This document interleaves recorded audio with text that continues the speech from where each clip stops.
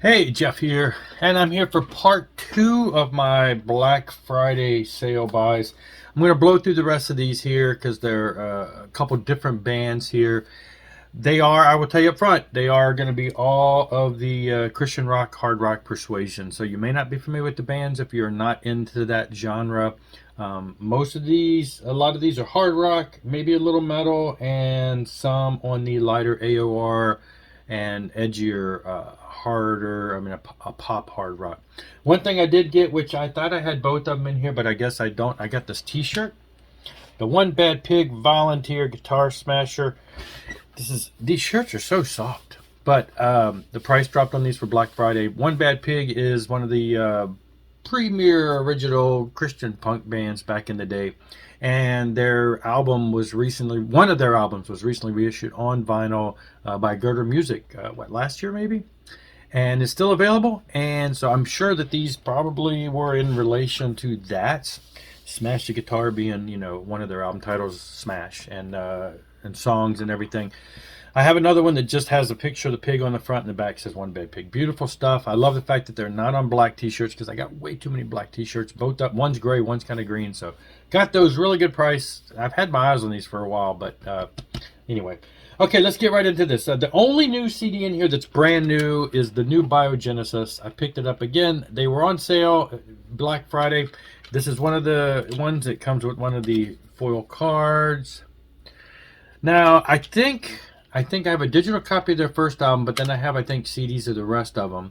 And this is a band that continues to change. Their last album, I really enjoyed. This album, I need to give it some more listens to.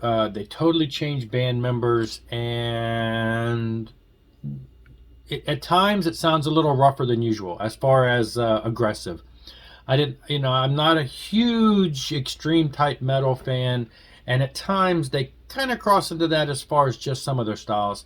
And the songwriting's a little different, but I'm going to give it some more listens. But on my first impression, it didn't hit me as much as their previous albums did, so I'm going to listen to it more. But that's the only brand new release. The rest of these are reissues.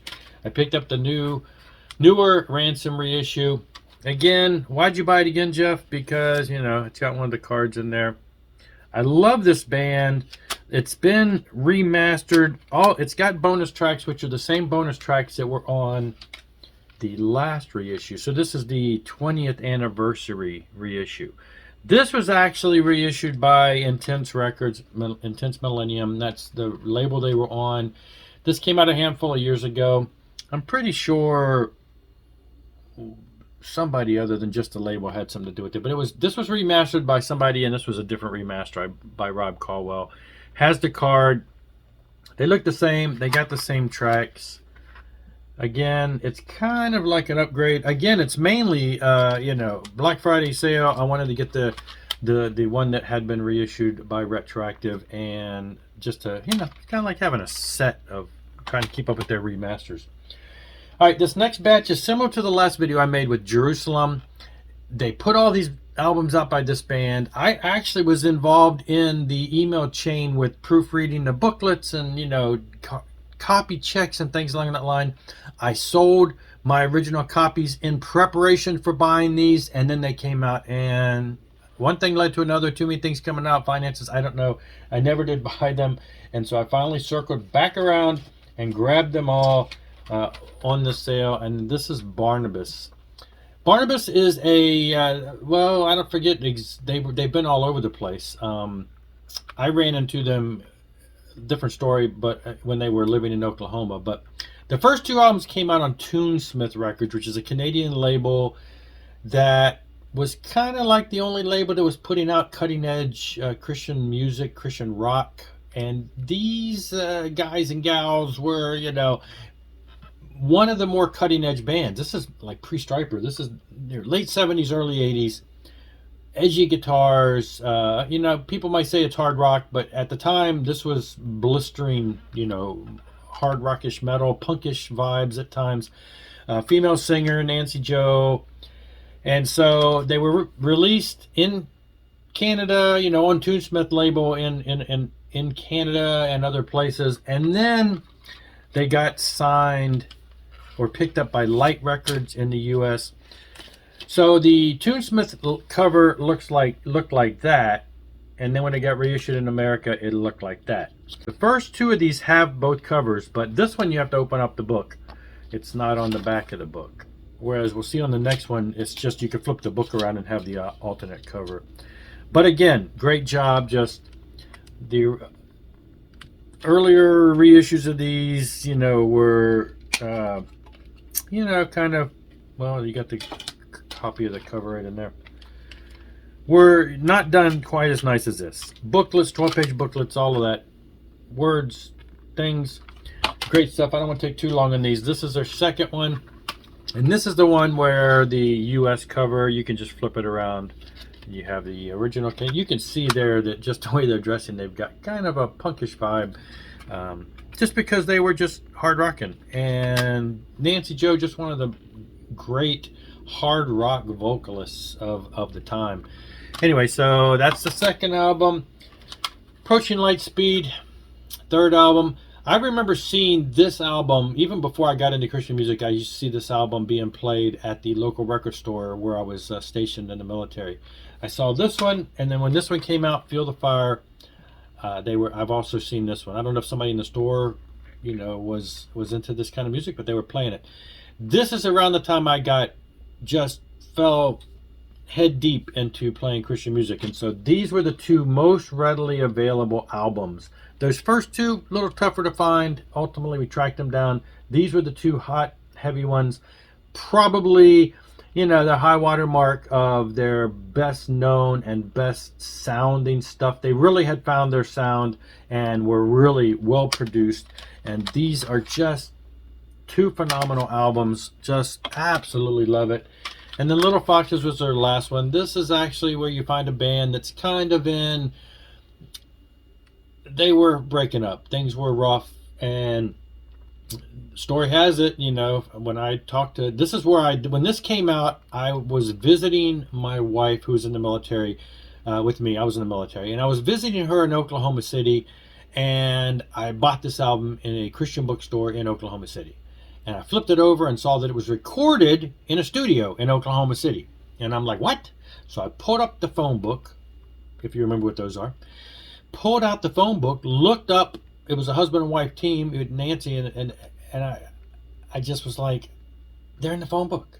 I called them, and it was her. Nancy Jo answered. And I told her who I was and what I was and how I just bought this album. And she goes, oh, the record is out? They were just so disconnected that they weren't even aware that the label released it. Apparently they recorded it. It got shelved. It never really was. The band kind of went through some tough times, and it apparently was never really released. And then all of a sudden the label released it. It kind of caught them off guard, is the way that I was told.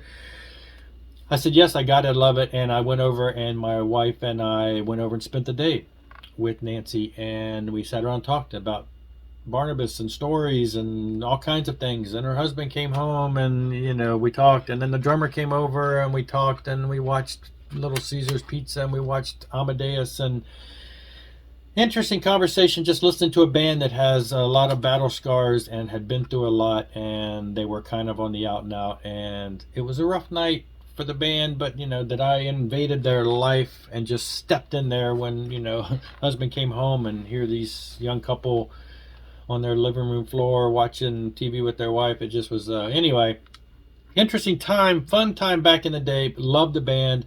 This album, I really like the album, but, people have mixed feelings about it. There's a little bit of a different vibe to it. Great stuff. All right, the rest of these, I'm going to move a little faster. This was the only one of the three of these Liaison albums that was not on Black Friday sale. I don't know why, but I had to go ahead and circle back and buy it because it's a great album. This is the first Liaison.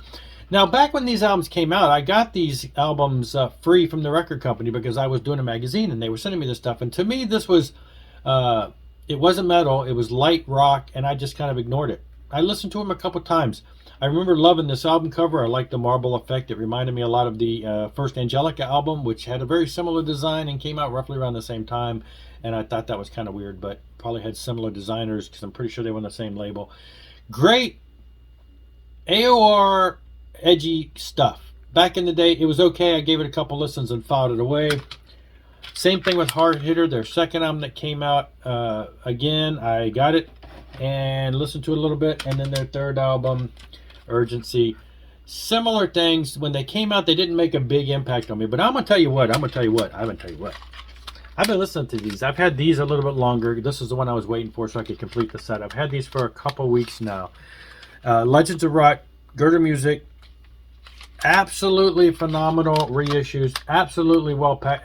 Gurner, Retroactive, all those guys are just doing phenomenal work when it comes to reissuing these things. But I love these albums. This is so. Think 80s Def Leppard.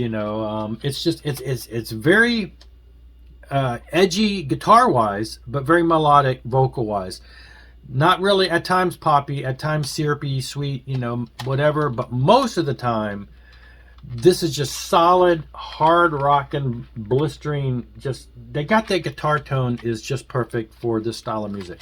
So it's going to be that guitar rock, radio friendly, even edgier than some radio friendly stuff. But some of the stuff back in the day, in the Def Leppard days, there's a lot of bands you could probably put these on, but.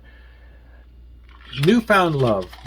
I have been playing these albums almost nonstop, of course, with all the other stuff that's come in. But those three albums I've played numerous times. I'm just blown away that I totally kind of ignored them because they weren't metal back in the day. We were looking for metal. We were soaring vocals, metal shreds, and that wasn't it. But now, years later, 30 some odd years later, I'm just impressed at how well these were done and how great of a band this was, that sadly I didn't give them the time of day back in the day. So these other two, total pop, but loved them back in the day. 2020 Synth Electronic. This one quite a bit more on the lighter pop side. This one a little more edgier on here. They do the song Hold Your Head Up, which was of course familiar to us back in the day. This one's just a little bit edgier, but both of these are very, very heavy keyboard driven, melodic, great stuff. Have this one on vinyl. This is really tough to find on vinyl, but I have them now on the remastered CDs. These were also part with the cards. None of those other ones, the Liaison, all of those came out before the card deal started.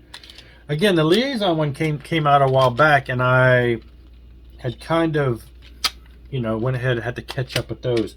These are still fairly new, as you can tell with the cards, but these even these are a few months old. So, but I love this album back in the day. I enjoyed this album back in the day. I had neither one of these on CD. I have found this on vinyl, like I said, but I enjoyed these back in the day. And so I pulled this out and put it in the car the other day. My wife's like, "Who is this? It sounds familiar." I'm like, "Yeah, we used to listen to these guys like 30 years ago," and good stuff. It's just good radio friendly pop.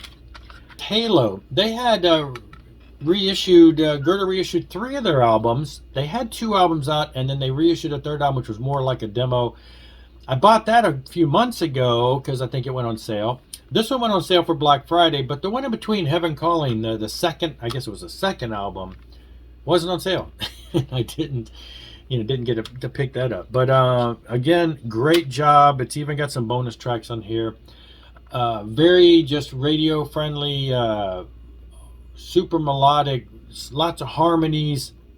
It's got a little bit of grit on the guitar here and there. Just a solid band. The first one they released had a lot more heaviness on the guitar. This was a little bit more polished, but absolutely phenomenal AOR type stuff. Let's see, the rest of these also Black Friday sale. This one not so much. This was this actually came with some of the CDs that I showed Petra a while back, because it's a couple members of Petra and a couple members of Whiteheart. This was part of the package deal. I already own this album. It came out on CD a couple years ago, and I bought it. And now this is a expanded edition. They've got some other bonus tracks on here, including a live medley, which appeared on the vinyl release of kind of a compilation vinyl release. The only thing I've seen on vinyl. They put it all in here. So this is like the maximum expanded edition. It's got the original songs and then all the tracks from the vinyl and the other stuff. So it was part of the deal. You buy the Petra albums, it kind of was thrown in there as part of the deal, so I bought that. It's actually autographed by all the members. Solid rock, and if you like Petra, if you like Whiteheart, both of which bands I absolutely adore and love. They do some covers by both bands, and then they do a bunch of new songs. Just great, great hard rocking stuff. Chris Manning, this is one from Scott Waters' label, No Life Till Metal. Again, Black Friday sale, so I grabbed that. This is straight up bluesy hard rock, gritty. Bruce Kulick plays on guitar on one song. I don't know, solid hard rock, great stuff. Just typical hard rock and stuff.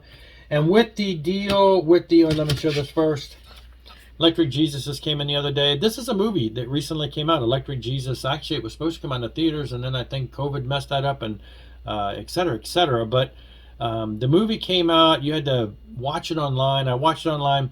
Very quirky, very, I look back and think of how cheesy this is, but then I realized that's kind of how it was back in the day. So it's about a Christian band in the 80s and the struggles they went through, playing in churches, trying to get recognition, playing with bands, playing in clubs, getting booed from the stage. The struggles, the benefits, the fights, the labels, the everything. It's just, but it's got some cheesy aspects of some of the stuff we went through and some of the weird stuff that how churches worked with these bands. Fun stuff though. It's fun. It's kind of like the story of our early days of our life. And like I said, the struggles of a band on tour and some of the rough things they went through. And the music is all original for this. There's some songs by this fictitious band, 316, and then there's other songs on here by other bands. And so, cool stuff. I had to pick that up. I did not realize for some that was like cheap, so I bought it, and then I realized it was on vinyl, so I ordered that because I wanted to get one of those before they totally disappeared. Very limited quantity. Rox Records, when you bought on their Black Friday stuff, they threw in something for the first 90 orders, and I believe this must have been why I got this Rock in the Night. This is Sovereign Grace. It's kind of like a band with a bunch of different players. Vinny Appice plays drums on this the whole time through. So while these are Christian-based songs, the musicians involved, are not going to necessarily fit into that. Mark Bowles sings on this. He's been with Yngwie Malmsteen. He's one of those singers for High Ring of Fire. Mark Bowles solo. Lots of different bands he's been in. He's on here for a little bit, and then some other people that are a little less known, but lots of different guest appearances and great stuff. It's a solid hard rock and stuff with a slight, lyrical, religious bent at times. And then they threw in their 2021 holiday album, which is a compilation of stuff from No Life Till Metal and Rox Records. I'm going to stop it there. That's it for now. Thanks for watching again, and I'll be back. Rock on, rock hard.